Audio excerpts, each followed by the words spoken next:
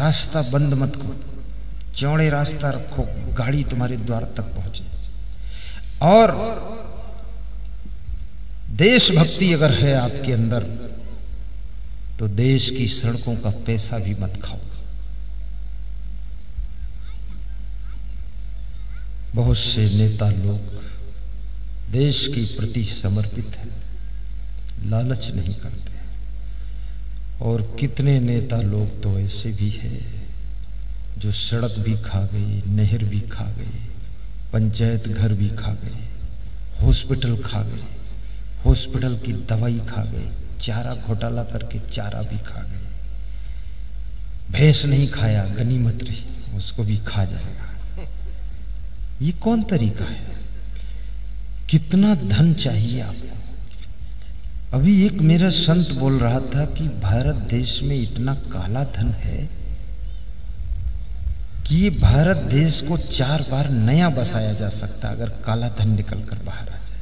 सोचो कितने कठोर हृदय के लोग हैं, भारत देश की दशा देख करके भी उनको दया नहीं आती है। और काला धन उनके बाप ने रखा है, और बाप के बेटे ने रखा है, और बेटे के बेटे भी रखे हैं। खर्च तो होता नहीं है, वो पड़ा ही है। और उसको निकाल दो चंदू लाल और ले आओ, भारत को चमत्कार कर दो, विकास हो जाए, अच्छा हो जाए। लेकिन बहुत लोभी लोग हैं, वो प्रवचन भी नहीं सुनता इस तरह का आदमी ना। वो ये तुम्हारी तरह यहाँ बैठ के थोड़ी सुनेगा, वो तो हमको प्रवचन सुना देगा उल्टे कि तुम कहाँ घूम रहे हो फालतू फोकट में, एक चुटकी बजाते धन धन हो जाएगा। बोले बस थोड़ा सा मन बिगाड़ना पड़ेगा। तिकड़मी आती है। धन कमाना बुरा नहीं है, लेकिन बुरे ढंग से कमाना बुरा है। धनवान बनना गुनाह नहीं है, पर बुरे ढंग से धनवान बनना गुनाह है। मेहनत करके धनवान बनो, उन्नति करो, विकास करो। तो ये है देशभक्ति, गौ भक्ति। एक एक गाय की सेवा यदि प्रत्येक हिंदू स्वीकार कर ले तो हमारी कोई गौ माता कटने के लिए कत्ल खाने में नहीं जा सकती है। एक एक गाय की सेवा। हमारा छत्तीसगढ़ प्रदेश में आश्रम है, वहां पर लोग अपने आप गायें छोड़कर चले गए, बूढ़ी लूली लंगड़ी कमजोर। 125 गायें हो गई। पहले 5 कोई छोड़ गया, फिर धीरे धीरे बढ़ गई, पूरी गौशाला बन गई। वो सब जो गायें चल नहीं पाती थी, गिर पड़ती थी कमजोरी के कारण, वो सब तंदुरुस्त हो गई। आश्रम में रहती हैं, संतों के भजन भी सुनती हैं। बड़ी किस्मत थी, बुढ़ापा संतों के साथ बीत रहा उनका, और सेवा भी अच्छी होती है। उनकी सेवा संत लोगों की देखरेख भी होती है और उनको पूरा ख्याल करते हैं। और गाय की सेवा से एक बहुत बड़ी बात हमने देखी कि गाय की सेवा करने से जहाँ गाय रहती है वहाँ की ऑक्सीजन शुद्ध रहती है। संतोष जोशी, जिनको राज्य मंत्री का दर्जा प्राप्त है, आयोग के अध्यक्ष हैं, उन्होंने अपनी स्पीच में कहा था कि 10 ग्राम घी जब जलता है, 10 ग्राम, तो 10 टन ऑक्सीजन उससे पैदा होती है, शुद्ध होती है। देसी गाय का देसी घी। ये दीपक इसीलिए जलाया जाता है, घी का दीपक गुरु जी के सामने, कि ऑक्सीजन वहां की वातावरण शुद्ध हो जाए तो गुरु जी का भी स्वास्थ्य अच्छा रहे, सबका स्वास्थ्य। अब कुछ लोग होशियार है तो वो तेल जला देता दीपक में, बहुत खिलाड़ी है, बोलता तेल जलाता। खैर गनीमत है जो डीजल नहीं जलाता है और धुआंधार करते। अभी वो सरसों का तेल डालता है। तेल से दीपक नहीं जलाना है, घी और देसी गाय का घी हो तब ज्यादा अच्छा। और भैंस के घी से ऑक्सीजन शुद्ध भी नहीं होगी। 10 ग्राम घी जले तो 10 टन ऑक्सीजन शुद्ध हो जाती है। कितनी बड़ी बात है। और गौ माता जहां रहती है वहां के वातावरण में स्वस्थ रहने की सामर्थ्य पैदा होती है। इसलिए गाय की सेवा करो। गौ भक्ति, मातृभक्ति, पितृभक्ति और माँ की सेवा, पिता की सेवा। माँ से प्रेम, पिताजी से प्रेम। और माता पिता को भी सावधान रहना चाहिए, फालतू तर्क को तर्क नहीं करना चाहिए, बेटे बहुओं को परेशान भी नहीं करना चाहिए। ऐसा भी नहीं बोलना चाहिए मैं बाप हूँ, जो कहूँ वही सच है। अरे तू बाप अलग चीज़ है, सच अलग चीज़ है, उसमें ज़्यादा बकवास मत करो, क्योंकि नए लोगों का दिमाग भी कम थोड़े होता है। बाप होना अपने स्थान पर है।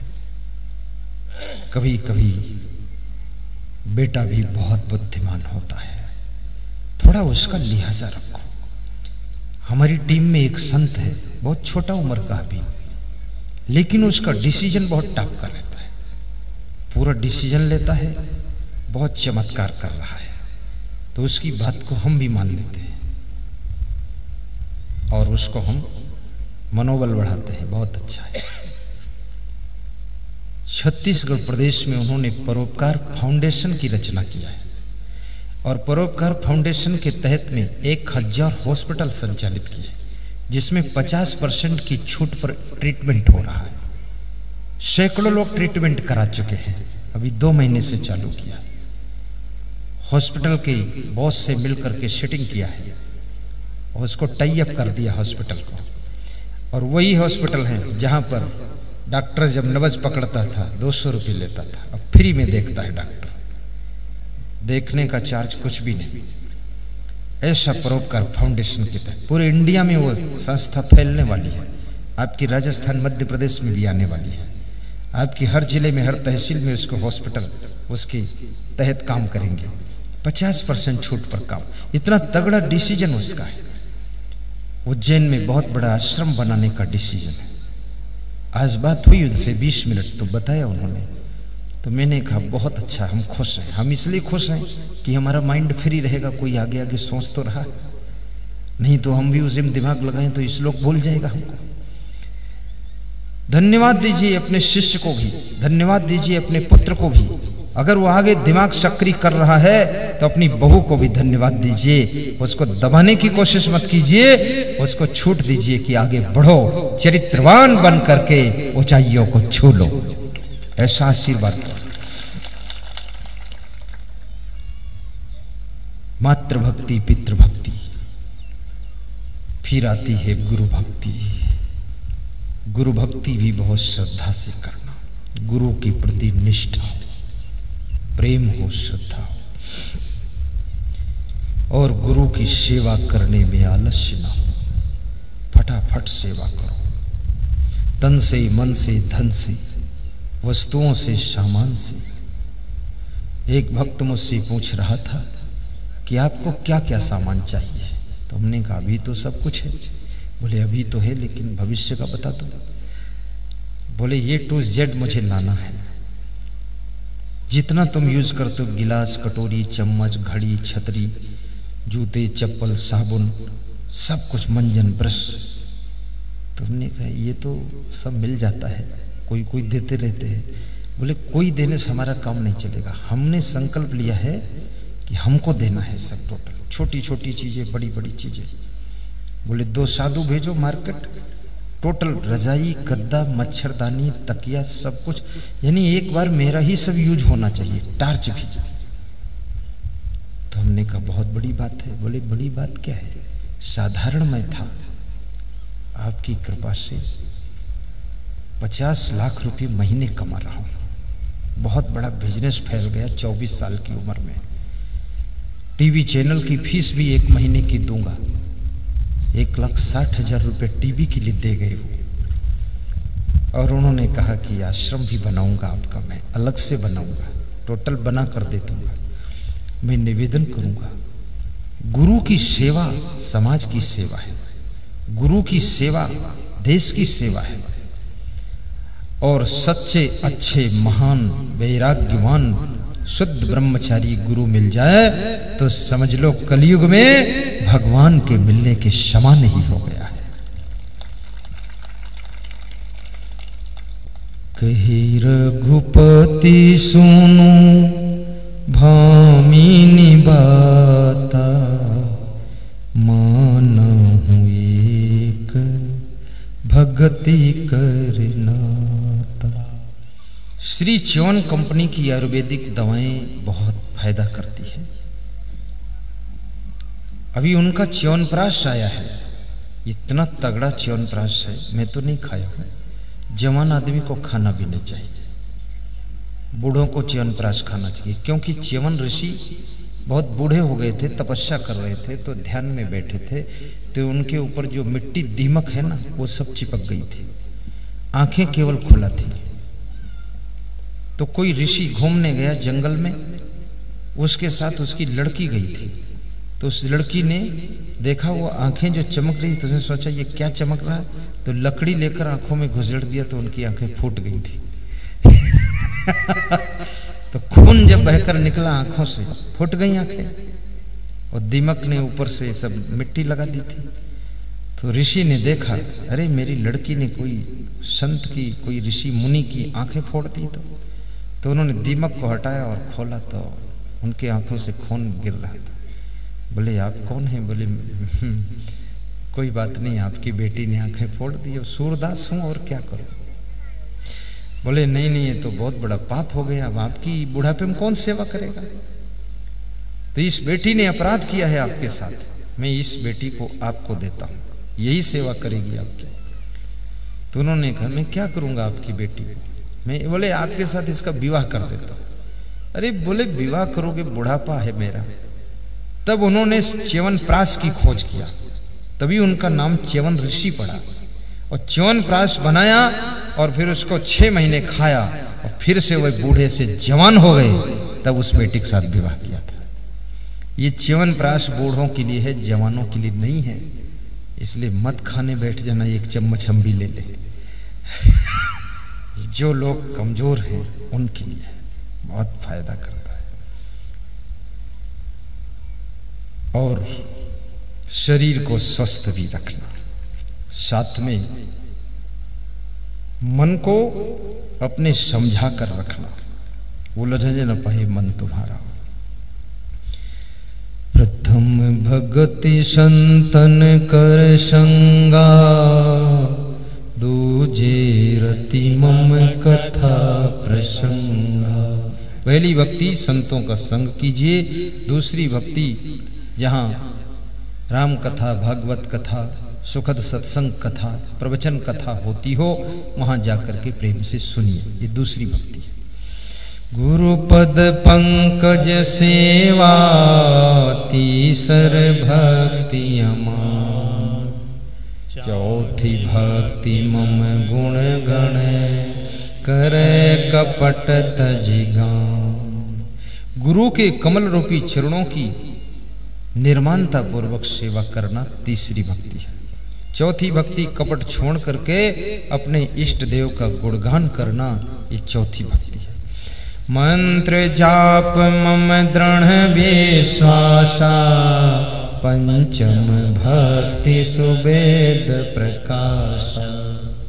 जो गुरुदेव ने मंत्र दिया है उसको सुबह शाम जाप भी कीजिए।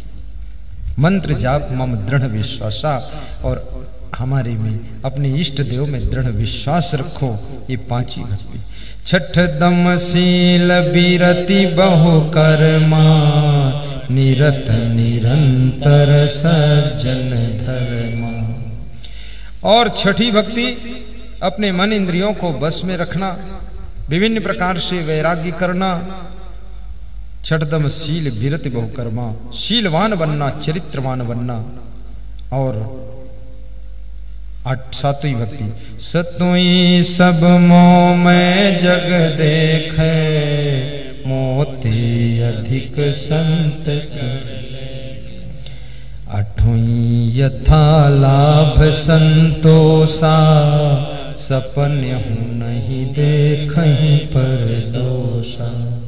7वीं भक्ति संसार के नर नारियों को मेरे समान देखना, राम कहते हैं। अगर कहीं संत मिल जाए तो मुझसे भी अधिक उनको देखना, और संतों का सेवा करना, उससे मैं खुश हो जाऊंगा।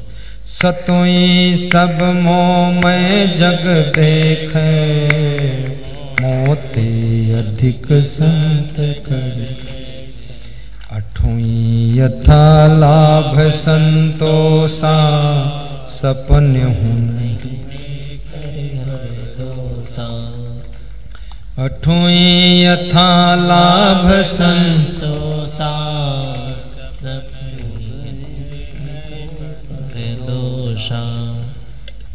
बहुत बड़ी चौपाई है। आठवीं भक्ति, जितना मेहनत का फल मिल जाए उसमें संतोष रखना और दूसरों में दोष न देखना। कितने लोगों की आदत होती है दूसरों की बुराई देखने की, अच्छा ही नहीं देख पाते।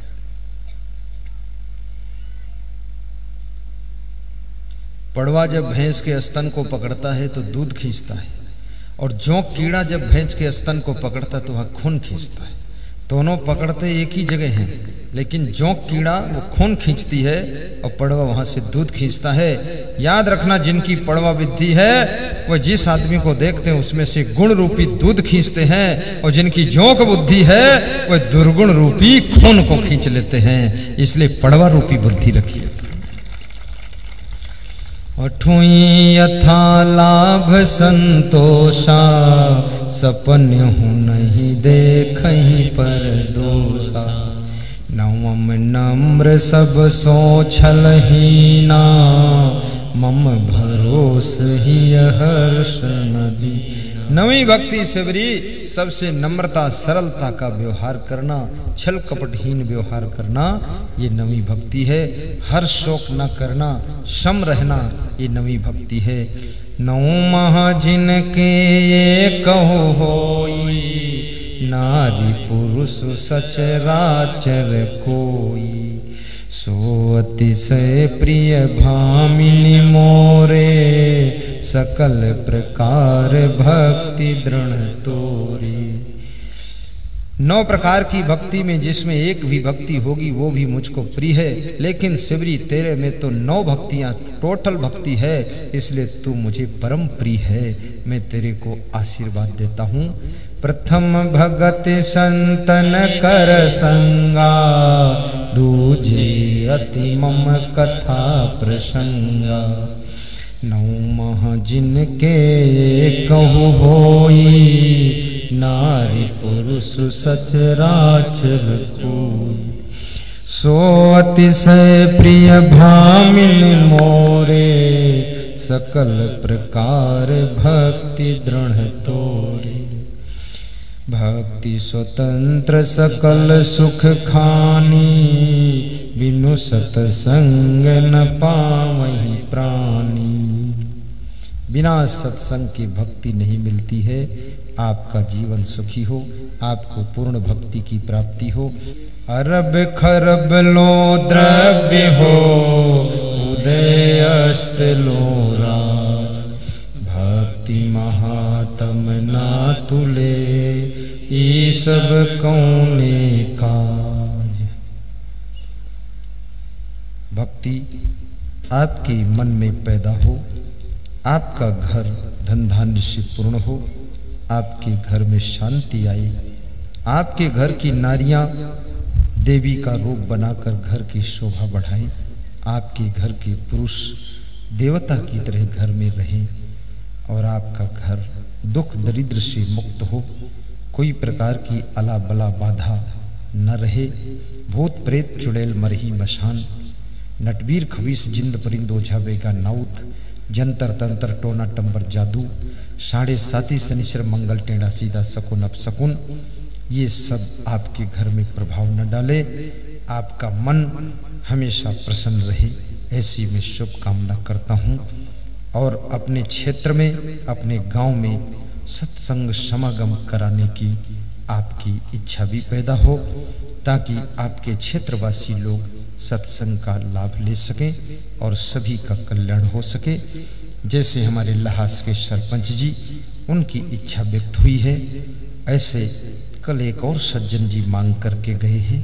कोई पास में गांव है, ऐसे आप भी अपने क्षेत्र गांव में सत्संग कराना, इससे बहुत बड़ा पुण्य होता है। इससे हम आकर के प्रवचन देंगे, जिससे कि सभी नर नारी को शांति मिलेगी, जीने की कला मिलेगी। बेटी बेटे सब संस्कार प्राप्त करेंगे और घर में सुख सुकून आएगा। आप सबकी उन्नति होगी। पुलिस जवानों को भी व्यास गादी धन्यवाद दे रही है। आशीर्वाद दे रही है।